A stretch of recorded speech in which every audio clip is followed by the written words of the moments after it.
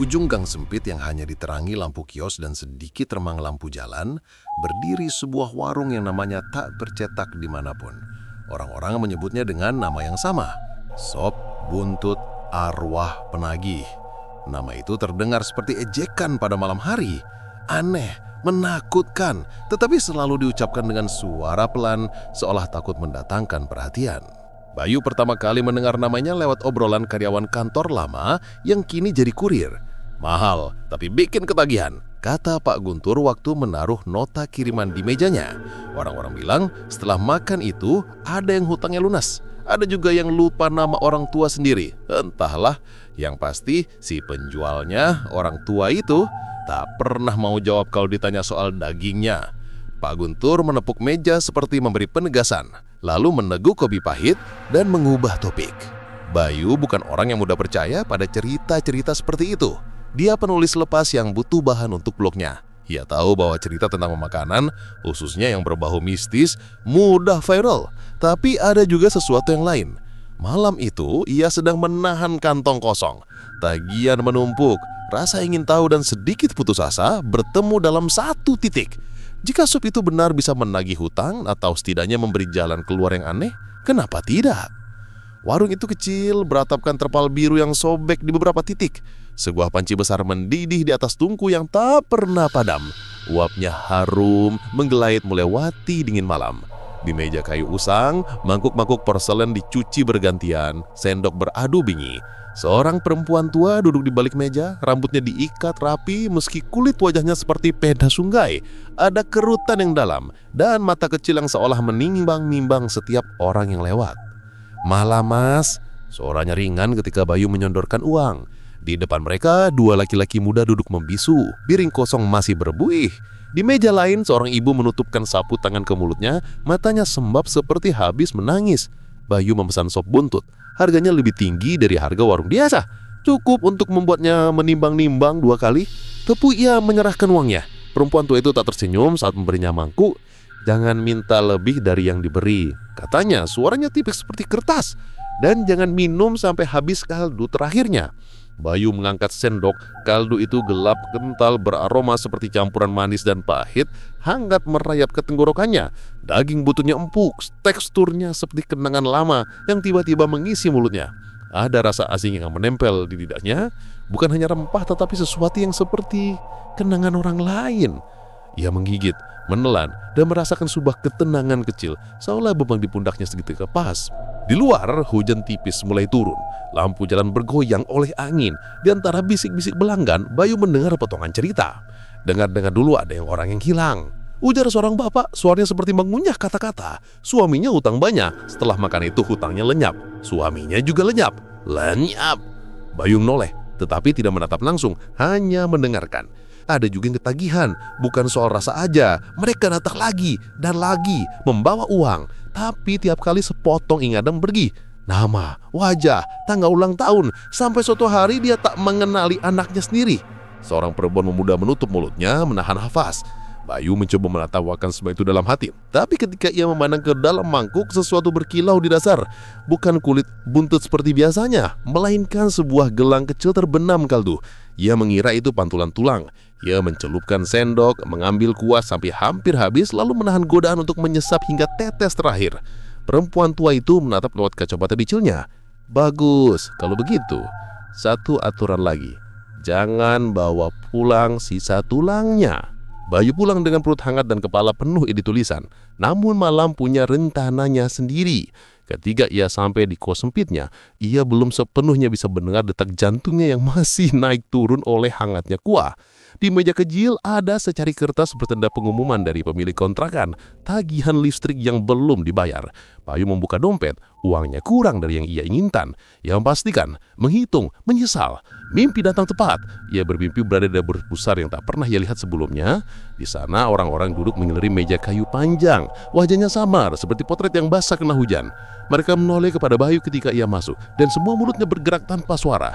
Di ujung meja, seorang perempuan tua memegang sendok besar, meningkap kain yang menutupi sesuatu. Ketika kain itu terangkat, Bayu melihat bukan tumpukan tulang, tetapi wajah yang pernah ia lihat dalam keramaian. Seorang pria dengan bekas luka di bibik, matanya kosong. Dia tercekik, namun tidak ada suara keluar. Bayu terbangun seperti tersedak, keringat dingin membasahi bantal. Di pergelangan tangannya ada bekas sebuah garis tipis seperti bekas tali kecil berwarna kehitaman. Ia menggosoknya, tapi bekas itu tidak hilang. Ponselnya bergetar, panggilan tak dikenal. Layar menampilkan nomor asing tanpa nama. Bayu menatap lalu menekan tolak. Sebuah pesan muncul. Huruf-hurufnya sederhana. Bayar. Keesokan harinya, kehidupan datang mengintai dengan teliti. Rekening banknya menunjukkan transaksi kecil yang bayarnya ia lupa. Sejumlah uang yang hilang tanpa ia tarik.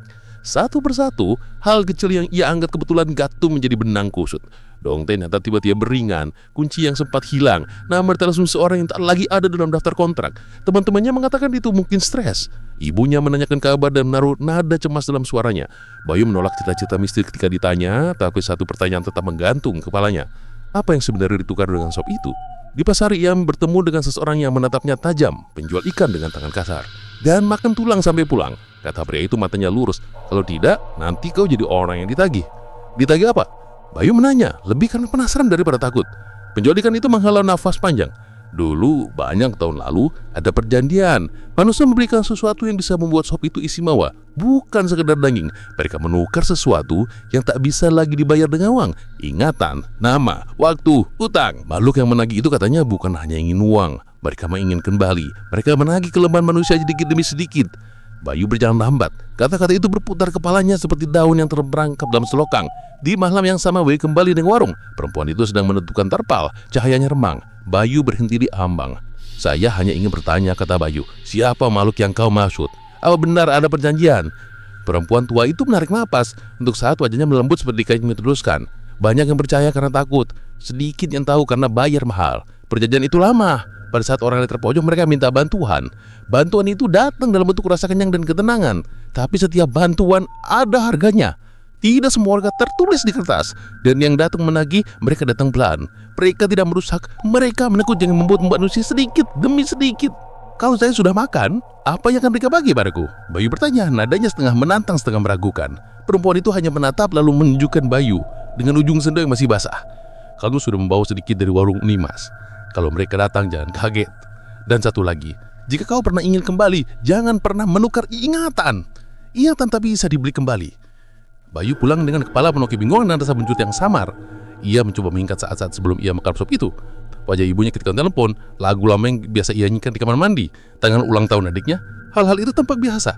Tapi ada celah kecil di ia tak lagi yakin. Sebuah nama yang bisa meluncap dari bibirnya enggak seperti batu yang terasa berat. Ia menggoyangkan kepalanya, memaksa diri niat. Di malam yang tenang, saat Bayu menyalakan lampu kecil di meja, ia menatap bayangan dirinya di cabang kubi. Di mirror gelap itu ada satu bayangan lain, seperti orang berdiri di belakangnya. Tak jelas, hanya garis wajah. Bayu menelan luduh. Ia tahu satu hal, ia baru saja menuduhkan sesuatu, entah apa dan untuk berapa lama. Cerita berbistik bahwa warung kecil itu tidak hanya menjual sop, ia menjual pengembalan dan tangga hilang, perjanjian yang ada di bawah sendok setiap pelanggan. Dan Bayu seperti banyak orang diam ketua malam hari itu telah menandatangani selembar perjanjian yang tidak dapat dibaca. Dengan perjanjian itu datang penagihan lambat dan sabar. Mereka tidak mengambil semuanya sekaligus. Mereka menagih dengan cara yang tidak membuat Bayu menyadari kehilangan itu. Sampai sudah terlambat, Bayu menutup mata, merasakan tembusan angin dingin dari jendela. Di dalam keheningan tak tempel, ia mendengar suara samar, bukan dari telepon, bukan dari tetangga, tapi seperti bisikan yang berasal dari rumah sendiri. Bayar, Bayu, waktumu berjalan. Bayu tidak langsung kembali ke warung itu setelah malam pertama. Namun, setiap detik setelah makan sop buntut aneh itu, hidupnya terasa semakin tidak wajar.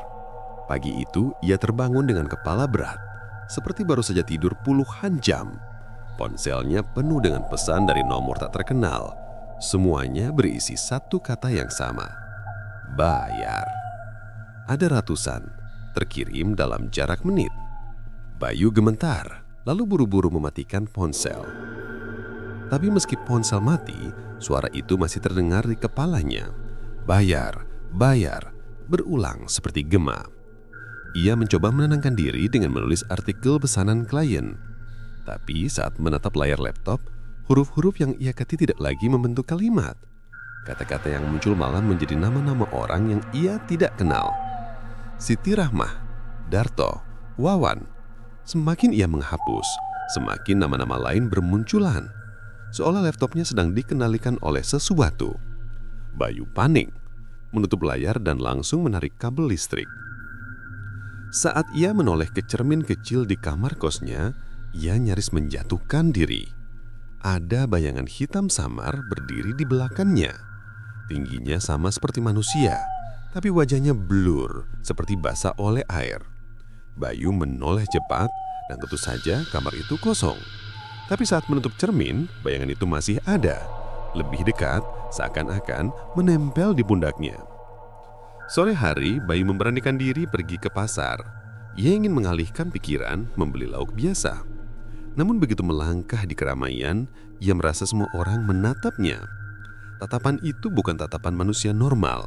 Mata mereka kosong, berkabut, seperti kaca mati.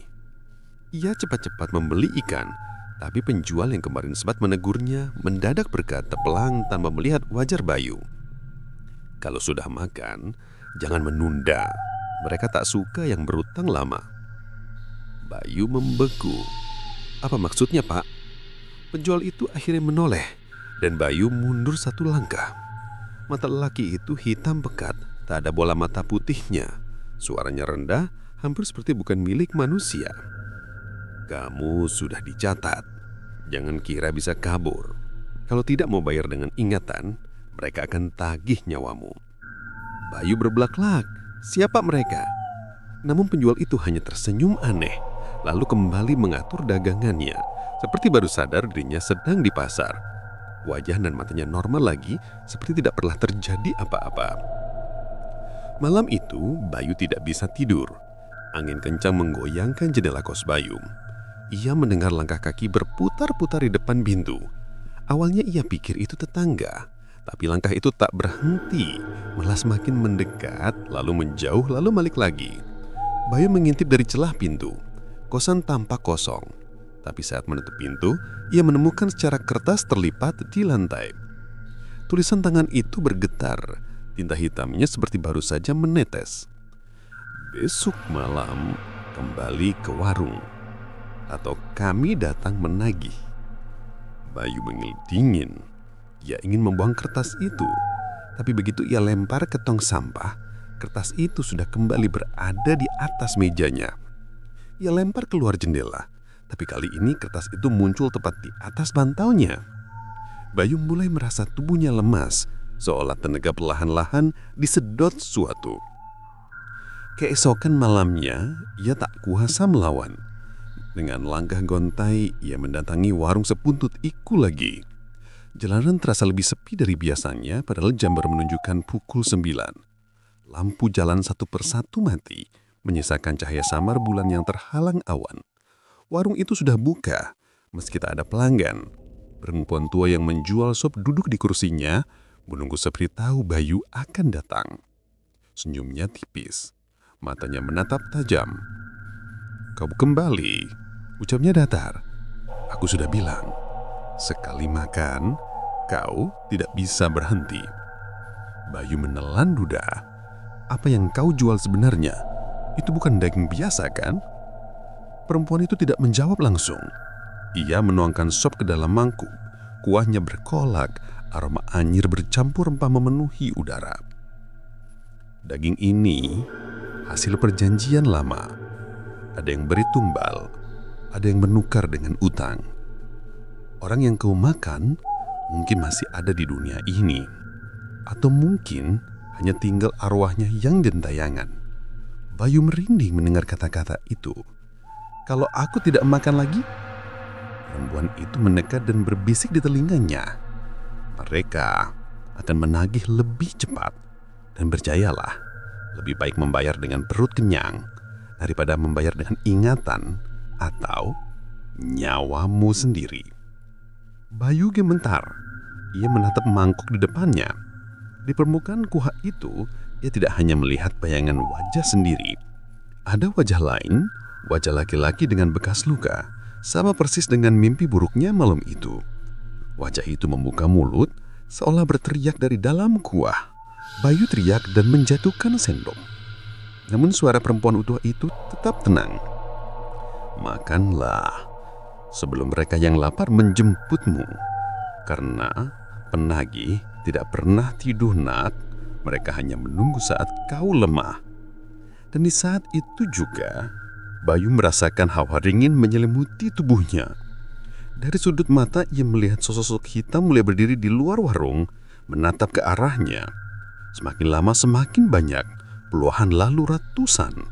Mereka tidak bersuara, hanya menunggu dengan tatapan kosong seperti penagih yang sudah terlalu lama menunggu mangsanya. Bayu tahu satu hal, malam itu bukan hanya tentang makan atau tidak makan sop buntut. Malam itu adalah awal dari perjanjian gelap yang sedang mengikatnya. Dan ia tidak tahu berapa lama ia bisa bertahan sebelum arwah penagih itu benar-benar menjemputnya. Bayu tidak pernah menyentuh sendok itu malam itu. Tangannya gemetar, tubuhnya dingin, seperti habis diceburkan ke sumur. Tapi ia juga tak berani meninggalkan warung. Perempuan tua itu hanya duduk, memperhatikannya dengan tatapan yang sulit dijelaskan, antara iba dan ancaman. "Kalau kau menolak makan," katanya akhirnya, suaranya berat, "kau tetap akan membayar. Tidak ada jalan keluar dari perjanjian ini. Kau sudah mencicipi, berarti namamu sudah tertulis." Bayu menggenggam kepalanya. "Tertulis di mana? Aku tidak pernah menandatangani apapun." Perempuan itu tersenyum samar. "Tak semua perjanjian ditulis di atas kertas. Ada yang ditulis di ingatanmu, ada yang ditulis di dagingmu." Kata-kata itu membuat Bayu hampir pingsan. Ia berdiri terburu-buru, menyingkir dari mangkuk sop dan kabur dari warung. Ia berlari tanpa arah, melewati gang yang makin lama makin gelap. Anehnya, ia merasa langkahnya seperti kembali ke tempat yang sama. Tembok usam dengan cat terkelupas, tiang listrik berkarat, suara ayam malam, semuanya berulang. Dan akhirnya ia menemukan dirinya kembali di depan warung sop buntut itu. Pagi berikutnya, Bayu mencoba menganggap semuanya mimpi buruk. Ia berangkat kerja lepas di kafe, membawa laptop untuk menulis artikel. Tapi saat mencoba mengingat password emailnya, otaknya kosong. Ia yakin selalu menggunakan kata yang sama, nama adiknya ditambah tanggal lahir. Tapi ia bahkan tidak bisa mengingat nama adiknya. Bayu terdiam, peluh dingin mengalir di pelipisnya. Ia mencoba keras mengingat, namun yang muncul hanyalah ruang kosong. Wajah adiknya kabur, suaranya hilang, bahkan ia tidak tahu apakah adiknya laki-laki atau perempuan. Jantung Bayu berdetak kencang. Ini bukan lupa biasa, ini direnggut. Ketika mencoba menenangkan diri dengan secangkir kopi, ia mendengar suara lirih dari meja sebelah. Seorang laki-laki muda, wajahnya pucat, berbisik pada temannya. Aku makan di sana 3 kali. Sekarang aku tak bisa lagi mengingat nama ibuku. Besok mungkin aku lupa siapa diriku sendiri." Bayu menoleh, tapi laki-laki itu menutup mulut seolah sadar telah berbicara terlalu banyak. Temannya menunduk, tidak berani menatap siapapun. Malamnya, Bayu kembali ke kamar kos. Ia menyalakan lampu kecil dan duduk di tepi ranjang, mencoba menulis daftar orang terdekatnya agar tidak lupa. Ia menulis ibu, adik, Dimas, teman kuliah. Tapi baru beberapa menit, huruf-huruf di buku catatannya berubah sendiri. Nama adik perlahan memudar, berganti noda hitam seperti terbakar. Tinta itu berasap tipis lalu lenyap, menyisakan halaman kosong. Bayu menjatuhkan pena, tangannya gemetar. Ia sadar bagian dari hidupnya benar-benar sedang dicuri. Malam itu, Bayu bermimpi lagi. Ia berdiri di sebuah ruangan panjang, seperti lorong rumah sakit, namun lampunya berkelip-kelip. Di sepanjang lorong ada pintu-pintu putih dengan nama orang yang pernah ia kenal. Pintu pertama bertuliskan ibu. Pintu berikutnya bertuliskan adik. Tapi pintu itu mulai bergetar, catnya retak dan huruf-hurufnya satu persatu hilang. Bayu berlari ke pintu itu, mencoba membukanya. Dari dalam, ia mendengar suara seseorang menangis.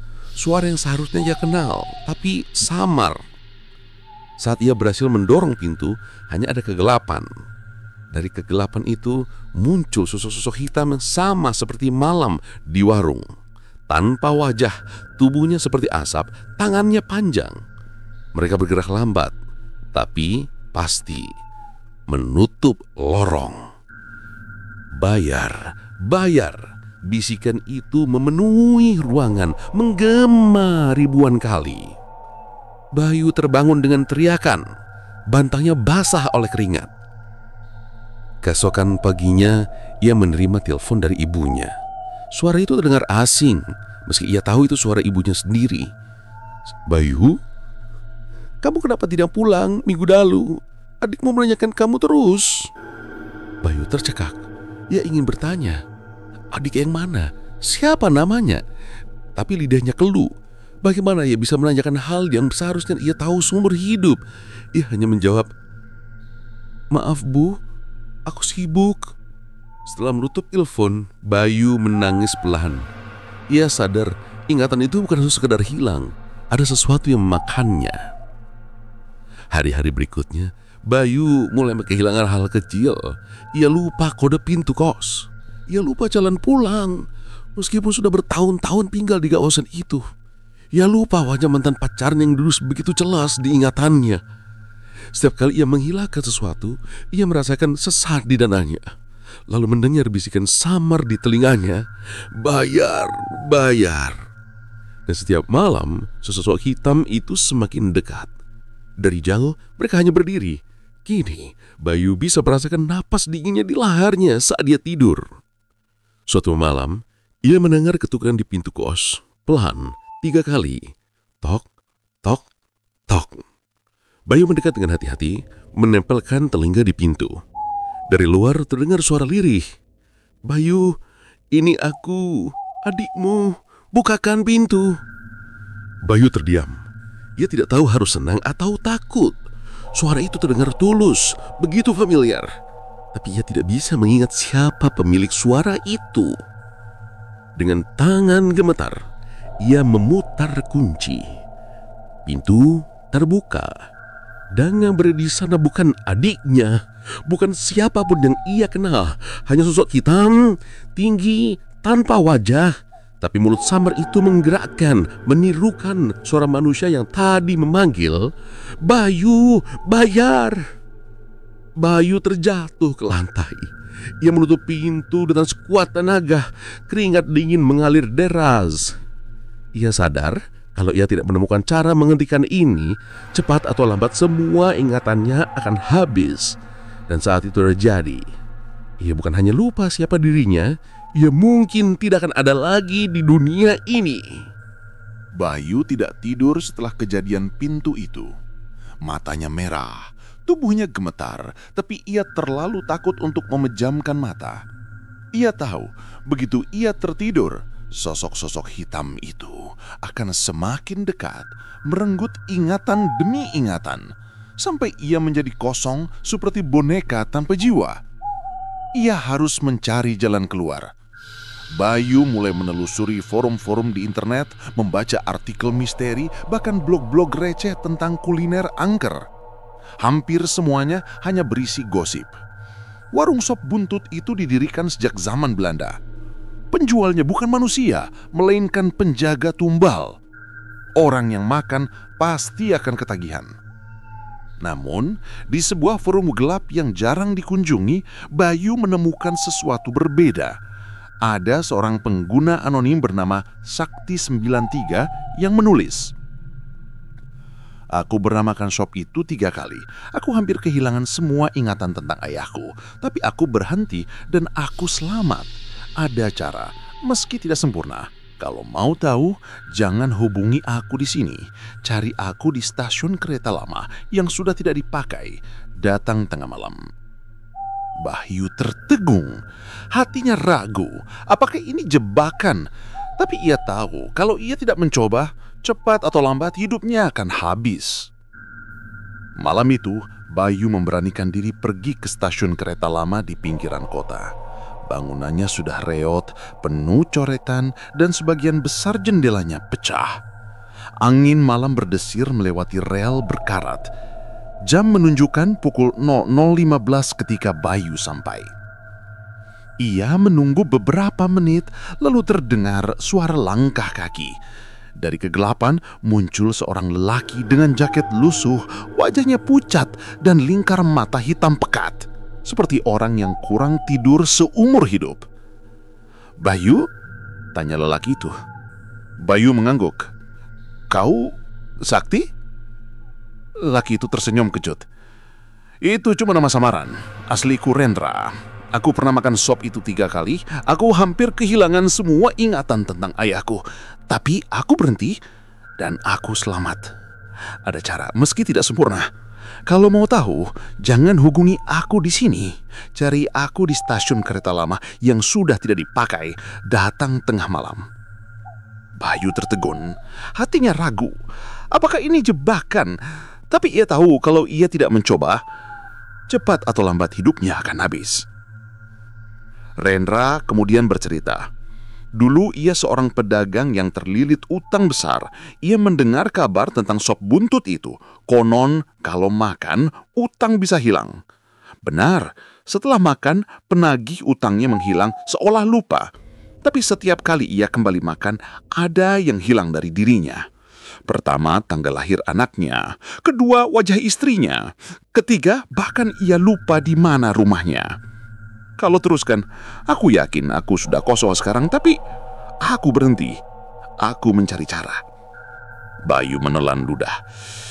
Lalu, bagaimana caranya kau bisa lepas? Rendra menatapnya tajam, lalu berkata pelan. Tidak ada cara benar-benar lepas. Yang bisa kau lakukan hanya menukar kembali.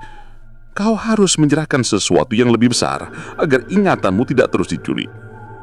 Bayu merinding. "Menyerahkan? Apa maksudmu?" "Darah atau nyawa?" jawab Rendra datar. "Banyak orang memilih menumbahkan orang lain. Semakin dekat hubunganmu dengan tumbal itu, semakin kuat pertukarannya. Itu sebabnya arwah penagih terus mencari. Mereka bukan hanya haus sop, mereka haus ikatan. Karena setiap ikatan yang diputus memperkuat mereka." Bayu mundur 1 langkah. "Jadi kau bilang, aku harus mengorbankan orang lain?" Rendra menghela nafas panjang. "Aku tidak melakukannya. Aku hanya berhenti makan, tapi akibatnya aku harus hidup dengan kehilangan. Aku lupa hampir semua tentang keluarga. Sekarang aku sendirian, tanpa siapapun. Aku tidak mati, tapi aku juga bukan hidup sepenuhnya." Wajah Rendra terlihat kosong saat berkata itu, seperti cangkang manusia yang masih berjalan. Bayu pulang dengan hati yang semakin berat. Jalan keluar yang ia harapkan ternyata lebih gelap dari yang ia pikirkan. Ia harus memilih, menyerahkan tumbal atau membiarkan dirinya habis sedikit demi sedikit. Namun, malam itu sesuatu yang lebih buruk terjadi. Saat ia masuk ke kamar kos, lampu langsung padam. Gelap total. Dari kegelapan terdengar suara langkah pelan. Tok, tok, tok. Bayu meraba-raba mencari saklar. Saat lampu akhirnya menyala, ia melihat seluruh dinding kamarnya penuh dengan tulisan hitam. Kata yang sama diulang ratusan kali. Bayar. Dan di tengah ruangan, di atas mejanya, ada mangkuk sop buntut yang masih mengepul panas. Bayu mundur, tubuhnya gemetar. Ia tidak pernah memasak itu. Tidak mungkin ada di sana. Tapi aromanya begitu nyata, menyesakkan dada. Dari dalam kuah itu muncul gelembung-gelembung, lalu wajah samar orang asing membuka mulut lebar-lebar. Suara lili bergema di seluruh kamar. "Bayu, waktumu hampir habis." Bayu menjerit membanting mangkuk itu ke lantai. Kuah sop tumpah, tapi anehnya tidak membuat basah. Justru berubah menjadi asap hitam yang merayap ke dinding, membentuk sosok-sosok penagih. Sosok-sosok itu bergerak lambat ke arahnya, tangan panjangnya terulur. Bayu mengutup mata, tubuhnya gemetar, hampir pingsan. Namun, sebelum sosok itu menyentuhnya, ia mendengar suara lain. Bukan suara hantu, melainkan suara manusia. Tepat di telinganya, Bayu, kalau kau ingin melawan, temukan perjanjian aslinya. Cari asal mula warung itu. Hanya itu satu-satunya cara untuk memutus rantai. Suara itu hilang dan seketika sosok-sosok penagih pun lenyap seakan ditarik kembali ke kegelapan. Bayu terduduk lantai, nafasnya memburu. Ia tidak tahu siapa yang membisikkan kata-kata itu, tapi hatinya yakin. Itu bukan sekedar bisikan, itu petunjuk. Dan mulai malam itu, Bayu tahu satu-satunya jalan adalah mencari asal-usul warung sop buntut itu. Jika tidak, ia akan habis dimakan penagih sebelum bisa menemukan jawabannya. Bayu tidak lagi bisa hidup seperti biasa. Setiap hari ia merasa ada bagian dari dirinya yang menghilang. Kadang ia lupa alasan kenapa pergi ke warung kopi, kadang ia lupa siapa teman yang pernah duduk di sebelahnya. Dan setiap kali ia kehilangan sesuatu, suara itu datang lagi, mengulang-ulang. Bayar, bayar. Bisikan itu semakin keras, seperti ada di telinga. Tapi satu kalimat yang pernah ia dengar malam itu terpatri kuat. Cari asal mula warung itu, hanya itu satu-satunya cara memutus rantai. Bayu mulai mencari jejak. Ia mendatangi orang-orang tua di sekitar gang tempat warung sup buntut itu berdiri. Kebanyakan menolak bicara. Ada yang langsung menutup pintu, ada pula yang hanya menggeleng dengan wajah pucat. Sampai akhirnya, seorang kakek penjual rokok tua bersedia membuka suara. Warung itu sudah ada sebelum aku lahir, kata kakek itu pelan. Orang bilang, dulu di tanah itu ada rumah besar keluarga kaya raya. Mereka terkenal pelit, banyak musuh, tapi selalu selamat dari masalah. Sampai suatu hari, semua penghuni rumah itu hilang. Tidak ada mayat, tidak ada jejak. Rumahnya kosong bertahun-tahun, lalu ambruk. Setelah itu, muncul warung kecil itu seakan-akan tumbuh dari tanah bekas rumah. Bayu menengan ludah. Lalu orang yang menjual sop sekarang? Kakek itu menunduk, menyalakan rokoknya dengan tangan gemetar. Perempuan itu wajahnya tidak pernah berubah dari dulu sampai sekarang. Puluhan tahun sama saja. Aku ingat betul, saat aku masih kecil pun dia sudah ada. Kau kira dia manusia biasa? Bayu merinding. Jadi dia bukan manusia? Kalau bukan manusia, dia apa? Itu urusanmu sendiri. Aku cuma tahu satu hal, siapapun yang makan di sana, hidupnya tidak akan utuh lagi. Bayu semakin yakin ada perjanjian gelap yang mengikat warung itu sejak lama. Ia kembali menemui Rendra, lelaki yang mengaku selamat. Rendra menolak awalnya, tapi akhirnya mengaku bahwa ia pernah membaca buku tua yang disimpan seorang penjaga makam di pinggiran kota. Buku itu berisi catatan keluarga kaya yang dulu tinggal di tanah warung itu. Mereka mengikat perjanjian dengan makhluk gaib, agar usahanya lancar, agar terhindar dari kematian, agar bisa hidup lama. Tumpalnya, manusia. Daging manusia diolah jadi makanan dan setiap orang yang memakannya ikut terikat dalam perjanjian itu. Mereka jadi bagian dari rantai itu. Bayu terdiam, darahnya seperti berhenti mengalir. Jadi sop buntut itu sebenarnya, Rendra menatapnya tajam. Bukan sekedar daging sapi, ada bagian manusia di dalamnya. Itulah sebabnya rasanya berbeda. Itulah kenapa setiap suap seperti mengisi kekosongan, tapi juga merenggut sesuatu darimu karena kau sebenarnya sedang memakan kehidupan orang lain. Bayu hampir muntah mendengarnya. Ia teringat betapa empuk daging itu, betapa aneh rasa yang menempel di lidahnya. Ternyata ia sudah menelan bagian dari orang lain. Malam itu, Bayu nekat mendatangi gang warung sebuntut ilahi. Tapi kali ini, warung itu sepi. Terpal birunya tertutup rapat. Tidak ada aroma kuah, tidak ada suara panci mendidih, hanya sunyi. Ia hendak berbalik, tapi tiba-tiba dari arah dalam terdengar suara sendok beradu dengan mangkuk. Keleng, keleng. Bayu memberanikan diri mengintip. Terpal sedikit terbuka cukup untuk melihat ke dalam. Ia terperangah. Di balik meja kayu itu bukan hanya perempuan tua. Ada sosok-sosok lain duduk melingkar. Wajahnya samar seperti kabut. Namun semuanya menunduk, menyuap suap dari mangkuk masing-masing. Suaranya serempak, menyeramkan. Perempuan itu mengangkat kepalanya pelan, seolah tahu Bayu sedang mengintip. Senyumnya lebar tidak wajar, memperlihatkan gigi yang tajam. Bayu, Bayu, panggilnya dengan suara yang menggaung. Kau ingin tahu asal perjanjian? Masuklah, lihat sendiri. Dari mana semua ini bermula? Bayu terhuyung mundur, tapi kakinya terasa berat. Lantai gang seperti menempel di telapak kakinya. Ia ingin lari, tapi tubuhnya tertarik masuk. Saat ia sadar, ia sudah berada di dalam warung. Tapi warung itu dan Nathan Barung bukan lagi bangunan kecil dengan meja kayu, melainkan aula besar penuh cahaya redup seperti rumah kuno Belanda. Lantai marmer petak, dinding berdebu, tapi di tengah ruangan ada meja panjang penuh makanan, sop buntut, daging panggang, nasi putih mengepul. Di kursi ujung meja, duduk seorang lelaki berpakaian rapi, jas hitam tua, wajah pucat, matanya kosong. Di sebelahnya perempuan tua penjual sop duduk dengan tenang. Lelaki itu menatap Bayu, suaranya dalam bergema. "Selamat datang di rumah kami. Kau sudah menjadi bagian dari perjanjian lama. Mau atau tidak, kau harus membayar ingatanmu atau orang yang kau cintai."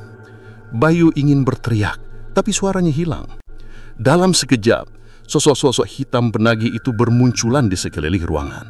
Mereka berbisik serempak lebih keras daripada sebelumnya. "Bayar! Bayar! Bayar!" Perempuan itu tersenyum. "Ingat nah, tidak ada yang makan di sini gratis." Bayu tersudut. Pilihannya semakin jelas. Ia harus menemukan perjanjian asli itu dan menghancurkannya, atau ia akan kehilangan segalanya. Ingatannya, jiwanya, bahkan orang-orang yang ia cintai. Bayu tidak bisa tidur semalaman. Suara bayar, bayar, terus menggaung di kepalanya, membuat dadanya sesak. Setiap kali ia memejamkan mata, wajah perempuan tua penjual sop buntut muncul, tersenyum lebar dengan gigi tajam berkilat. Ia tahu satu hal, ia harus menemukan sumber perjanjian itu, apapun caranya. Rendra pernah menyebut sebuah buku tua yang disimpan seorang penjaga makam di pinggiran kota. Buku itu konon memuat catatan keluarga kaya raya yang dulu tinggal di tanah warung sop buntut berdiri. Tanpa menunda, Bayu memutuskan mencarinya. Perjalanan ke makam itu tidak mudah. Letaknya jauh dari pusat kota, melewati sawah-sawah gelap dan jalan kecil yang hanya bisa dilalui motor. Bayu berangkat menjelang sore, berharap tiba sebelum malam turun. Namun, langit cepat sekali menghitam. Awan tebal menggantung, seakan menekan bumi. Begitu sampai di area makam, Bayu merinding. Makam itu luas, dikelilingi pepohonan besar yang daunnya lebat, hingga cahaya bulan pun sebut menembus. Angin bertiup lirih, membawa bau tanah basah bercampur dupa. Sesekali terdengar suara burung hantu. Di kejauhan, ia melihat sebuah gubuk kecil berdiri di tepi makam dengan lampu minyak yang redup. Bayu berjalan mendekat, langkahnya berat karena tanah becek. Saat ia tiba, seorang lelaki tua kurus dengan wajah keriput duduk di depan gubuk menghisap rokok linting. Matanya sayu, tapi tatapannya tajam menembus. "Kau yang namanya Bayu, bukan?" tanya lelaki itu tiba-tiba tanpa menoleh. Bayu kaget. "Kakek, bagaimana kakek tahu?" Lelaki tua itu menghembuskan asap rokoknya pelan. "Mereka sudah berbisik. Penagih itu, kau sudah masuk dalam lingkaran. Aku sudah lama menunggu seseorang seperti kau datang." Bayu menelan ludah. Aku datang untuk mencari buku," katanya kakek menyimpannya. "Buku keluarga kaya yang dulu tinggal di tanah warung sebuntut itu." Penjaga makam itu akhirnya menoleh. Matanya merah seperti mata yang tak pernah tidur. Ia berdiri pelan, lalu masuk ke gubuk.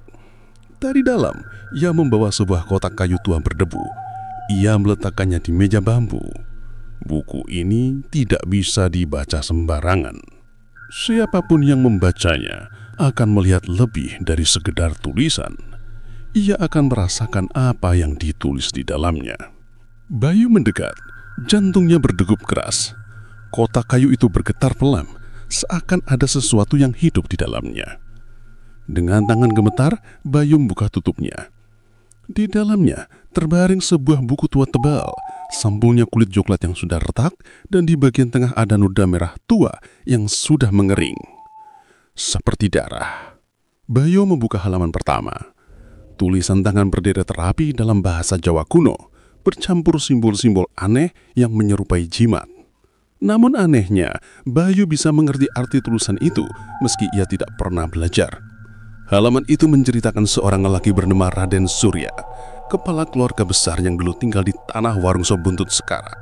Ia kaya raya, tapi serakah. Ia ingin hidup kekal, tak ingin hartanya habis, tak ingin keluarganya jatuh miskin. Raden Suryalo bertemu dengan sosok gaib di sebuah hutan keramat. Makhluk itu berjanji memberinya kekayaan abadi dan perlindungan, asalkan ia memberi tumbal manusia secara berkala. Daging tumbal itu harus dimasak dan dimakan oleh orang-orang agar roh mereka ikut terperangkap dalam lingkaran perjanjian. Bayu menutup mulutnya, tubuhnya bergemetar. Jadi benar, sop buntut itu berisi bagian dari manusia. Ia membuka halaman lain. Di sana tertulis ada perjanjian itu diwariskan. Harus ada penerus, seseorang yang menjaga warung, menyajikan makanan dan memastikan tumbal terus ada. Jika penerus menolak, maka ia sendirinya akan menjadi santapan. Bayu teringat wajah perempuan tua penjual sop buntut. Bisa jadi dialah penerus itu. Atau lebih menakutkan lagi, dialah Raden Surya yang hidup abadi berkat perjanjian. Tiba-tiba, buku itu bergetar di tangannya. Tulisan di halaman berubah, huruf-hurufnya merambat seperti cacing hidup. Bayu teranga membaca kalimat baru yang muncul di halamannya. Bayu, kau telah memilih. Kau adalah pengganti berikutnya. Buku itu menutup sendiri dengan keras. Bayu menjatuhkan jat kemeja, napasnya memburu. "Kenapa namaku ada di situ?" teriaknya panik. Penjaga makam itu menatap dengan wajah penuh iba. "Karena kau sudah makan. Kau sudah masuk dalam lingkaran. Tidak ada jalan keluar. Kecuali satu, kau harus membakar buku ini. Tapi hati-hati. Begitu kau mencoba menghancurkannya, semua yang terikat di dalamnya akan datang menagih, termasuk mereka yang sudah lama terperangkap." Bayu membeku. Ia tahu apa artinya. Jika ia membakar buku itu, ia akan memutus rantai perjanjian. Tapi semua roh yang tertahan, semua korban tumbal akan bangkit menuntut balas. Di jauhan, angin berdesir semakin kencang. Suara-suara berbisik dari arah makam makin lama makin jelas. "Bayar, bayar, bayar." Bayu memandang buku tua itu, lalu menatap penjaga makam. Ia sadar apapun yang ia lakukan malam ini akan menentukan hidupnya. Dan untuk pertama kalinya, ia merasa dirinya bukan hanya diburu, tapi juga sedang dipilih. Bayu menggenggam buku tua itu dengan tangan gemetar. Nadi di pelipisnya berdenyut kencang, tubuhnya penuh keringat dingin. Di luar gubuk, suara bisikan semakin jelas, bercampur dengan langkah kaki berat yang menyeret tanah basah. "Bayar, bayar, bayar." Penjaga makam berdiri di dekat pintu. Wajahnya pucat. "Kau harus memilih sekarang. Jika kau membakar buku itu, rantai perjanjian akan hancur. Tapi semua yang terikat di dalamnya akan lepas. Mereka akan datang menagih dan mungkin tidak akan ada yang tersisa dari dunia ini." Bayu menatap si kakek. "Kalau aku tidak membakarnya, aku akan jadi penerus, bukan? Menjadi bagian dari mereka." Kakek itu hanya diam, menghela nafas panjang. Diamnya lebih menyeramkan daripada jawaban. Bayu menatap buku itu lagi. Kulitnya retak, noda merah tua di sampulnya seolah semakin basah. Dari celah-celah halaman keluar suara lirih seperti ratapan anak kecil, lalu berubah menjadi tawa perempuan, kemudian jeritan panjang laki-laki. Bayu merasa kepalanya pecah. Ia menutup telinga, tapi suara itu tetap ada. Tiba-tiba, lampu minyak di gubuk padam, digantikan cahaya bulan yang pucat menembus celah dinding. Dari arah luar, sosok-sosok hitam mulai bermunculan. Mereka tidak punya wajah, hanya rongga hitam dengan mulut menganga, tubuhnya tipis seperti asap. Tapi langkahnya berat, meninggalkan jejak basah di tanah. "Bayar, bayar, bayar." Bayu mundur, hampir terjatuh. Tiba-tiba, dari tengah kegelapan muncul sosok yang berbeda. Bukan bayangan kabur, melainkan sosok lelaki tinggi dengan das hitam tua, rambut licin, wajah pucat. Matanya kosong, hanya bola putih. Dialah yang Bayu lihat di rumah besar warung itu. Bayu, suaranya berat, bergema seakan dari perut bumi. Buku itu milikku. Kau hanyalah pengganti. Jangan melawan takdirmu. Serahkan, maka kau akan hidup abadi. Kau bisa punya segalanya. Uang, kekuatan, bahkan orang-orang akan tunduk kepadamu. Bayu gemetar, tapi ada api kecil menyala dalam dirinya. Aku tidak mau hidup dengan cara memakan orang lain. Aku tidak mau jadi kau. Raden Surya menyeringi. Giginya panjang, matanya berkilat merah. Kalau begitu, kau akan mati bersama mereka.